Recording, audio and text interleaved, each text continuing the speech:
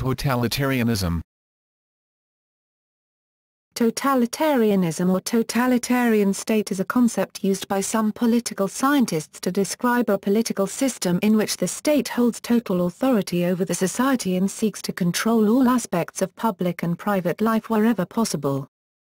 The concept of totalitarianism was first developed in a positive sense in the 1920s by the German jurist, and later Nazi academic, Carl Schmitt and Italian fascists. Schmitt used the term Totalsort in his influential work on the legal basis of an all-powerful state. The concept became prominent in Western anti-communist political discourse during the Cold War era, in order to highlight perceived similarities between Nazi Germany and other fascist states on the one hand, and Soviet Communist Party states on the other. Other movements and governments have also been described as totalitarian. The leader of the historic Spanish reactionary conservative movement called the Spanish Confederation of the Autonomous Right declared his intention to give Spain a true unity, a new spirit, a totalitarian polity. And went on to say democracy is not an end but a means to the conquest of the new state. When the time comes either Parliament submits or we will eliminate it. Etymology. The notion of totalitarianism as a total political power by state was formulated in 1923 by Giovanni Amendola, who described Italian fascism as a system fundamentally different from conventional dictatorships.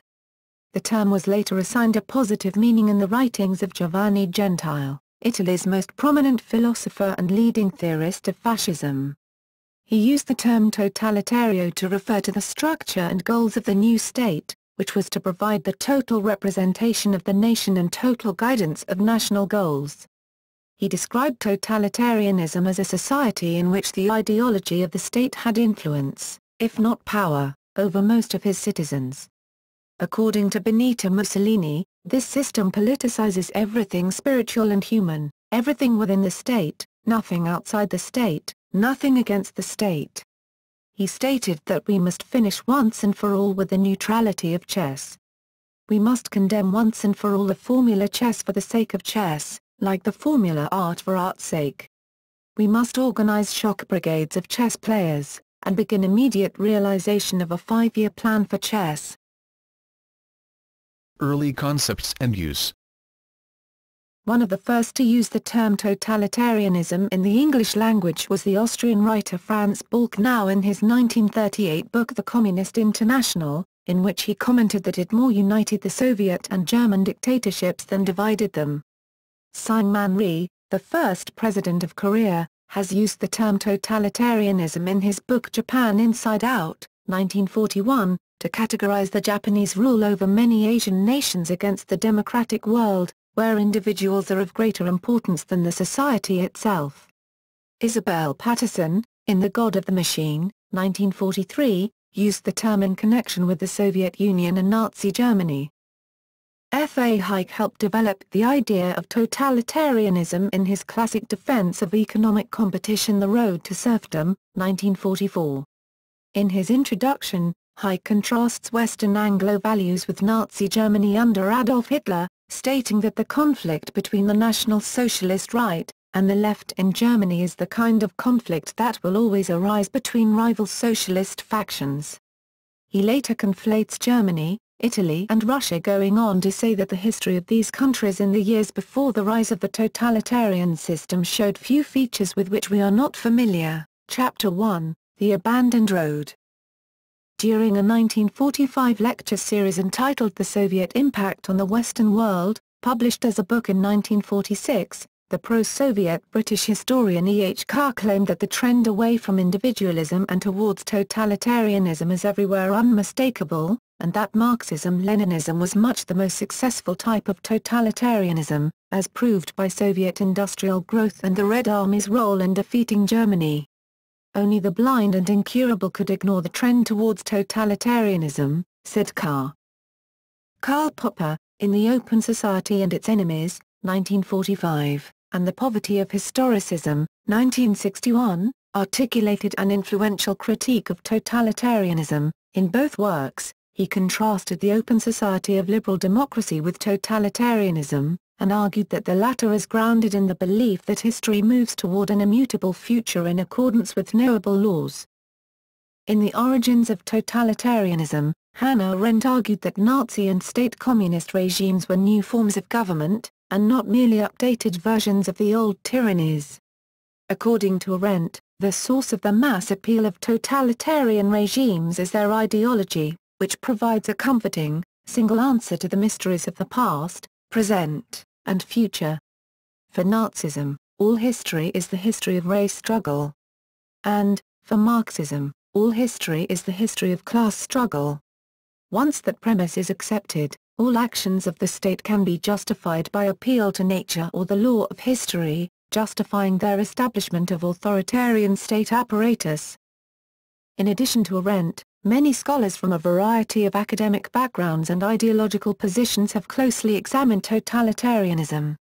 Among the most noted commentators on totalitarianism are Raymond Aron, Lawrence Aronson, Franz Bolknow, Karl Dietrich Brecher, Zbigniew Brzezinski, Robert Conquest, Karl Joachim Friedrich, Eckhard Jesse, Leopold Labedz, Walter Laqueur, Claude Lefort, Juan Linz, Richard Lowenthal, Karl Popper, Richard Pipes, Leonard Shapiro, and Adam Ulam.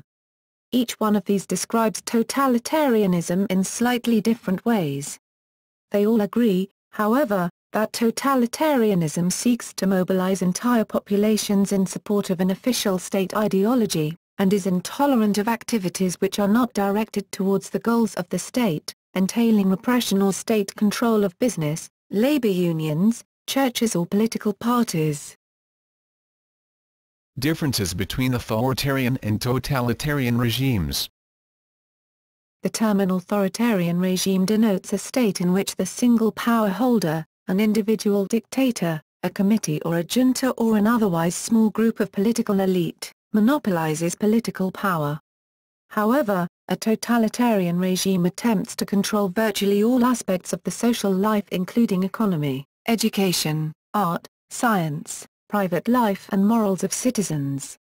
The officially proclaimed ideology penetrates into the deepest reaches of societal structure and the totalitarian government seeks to completely control the thoughts and actions of its citizens. Totalitarianism is an extreme version of authoritarianism. Authoritarianism primarily differs from totalitarianism in that social and economic institutions exist that are not under governmental control.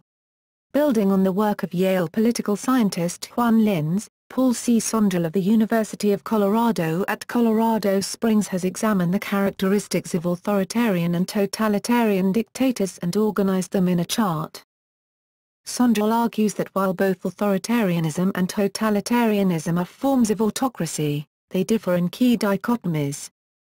Thus, compared to totalitarian systems, authoritarian systems may also leave a larger sphere for private life, lack a guiding ideology, tolerate some pluralism in social organization, lack the power to mobilize the whole population in pursuit of national goals, and exercise their power within relatively predictable limits. Cold War-era research.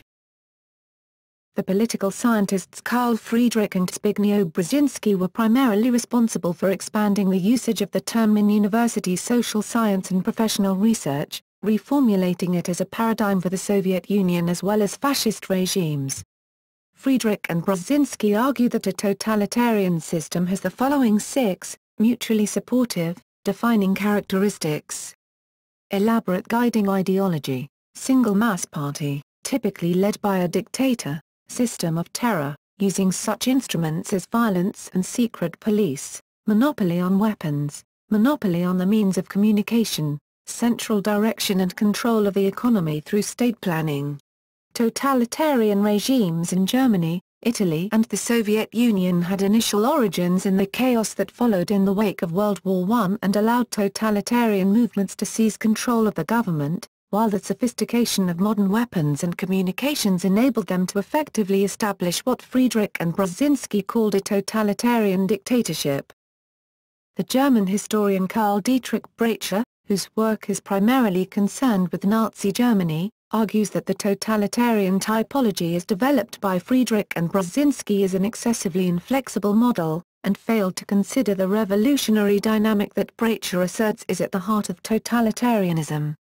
Brecher maintains that the essence of totalitarianism is the total claim to control and remake all aspects of society combined with an all-embracing ideology, the value on authoritarian leadership, and the pretense of the common identity of state and society, which distinguished the totalitarian closed understanding of politics from the open democratic understanding.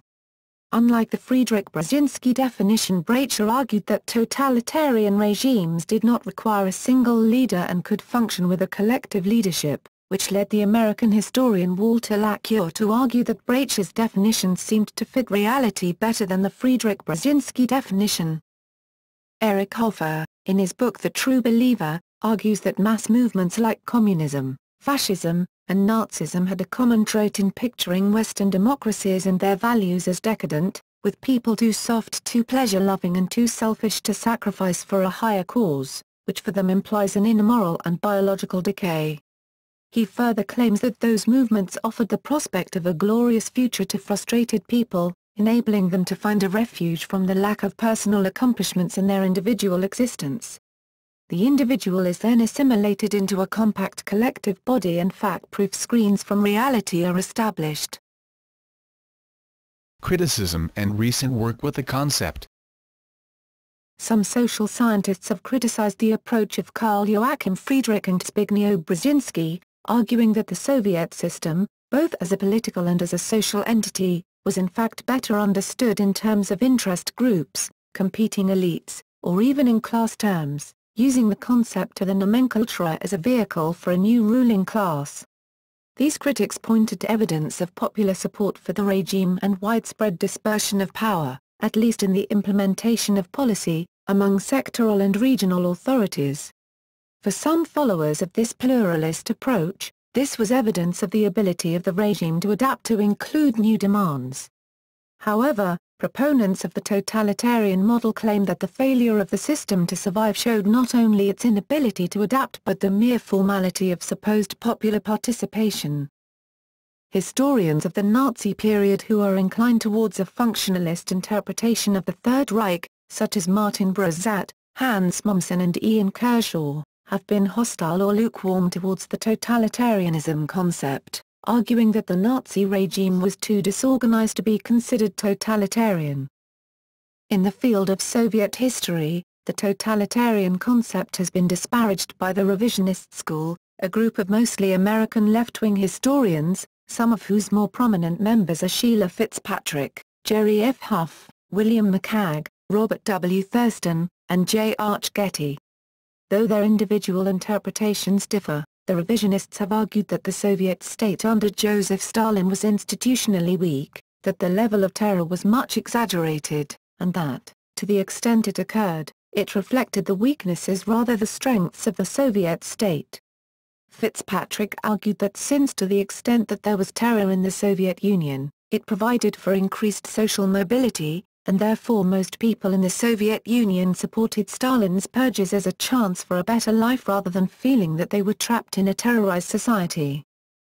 Writing in 1987, Walter Laqueur commented that the revisionists in the field of Soviet history were guilty of confusing popularity with morality, and of making highly embarrassing and not very convincing arguments against the concept of the Soviet Union as totalitarian state.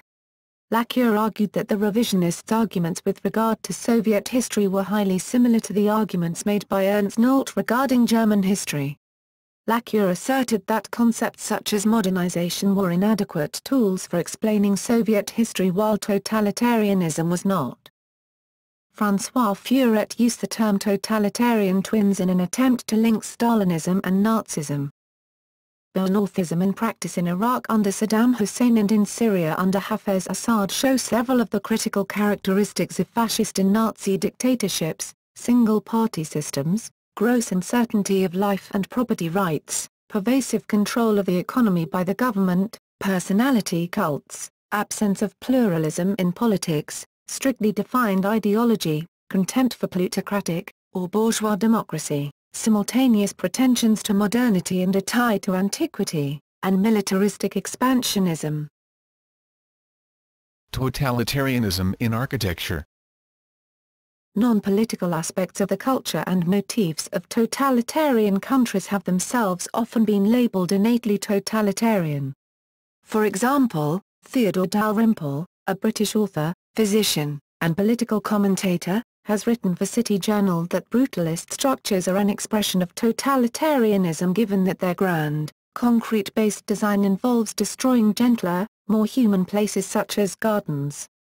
In 1984, author George Orwell described the Ministry of Truth as an enormous, pyramidal structure of white concrete, soaring up terrace after terrace, 300 meters into the air. Columnist Ben McIntyre of The Times has stated that that was a prescient description of the sort of totalitarian architecture that would soon dominate the communist bloc. Another example of totalitarianism in architecture is the panopticon, a type of institutional building designed by English philosopher and social theorist Jeremy Bentham in the late 18th century. The concept of the design is to allow a watchman to observe, opticon, all inmates of an institution without their being able to tell whether or not they are being watched. It was invoked by Michel Foucault, in Discipline and Punish, as metaphor for disciplinary societies and their pervasive inclination to observe and normalize.